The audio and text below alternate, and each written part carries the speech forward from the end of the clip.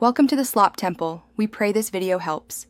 You start by heating a large pot of salted water and adding 200 g pasta. This prevents bland noodles. While it boils, pulse basil, garlic, 60 g parmesan, 1/4 cup olive oil, and 20 g pine nuts to form a rough pesto so flavors marry quickly. Reserve 1/2 cup pasta water before draining. That starchy liquid is your emulsifier. Once you have the pesto and water ready, drain pasta and keep it hot. You warm the pesto gently in a skillet with 3/4 tablespoons of reserved pasta water. Warming releases oil and softens raw garlic for a balanced taste.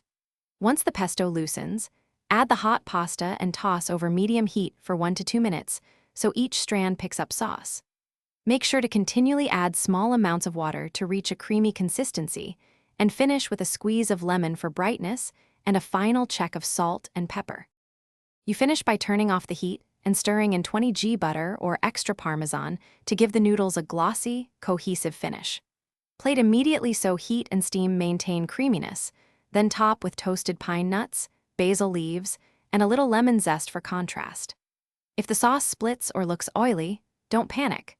Re-emulsify by whisking a tablespoon of warm reserved pasta water into the sauce slowly until it comes back together. Then toss the noodles quickly and serve. Thanks for watching. Consider subscribing if we helped you.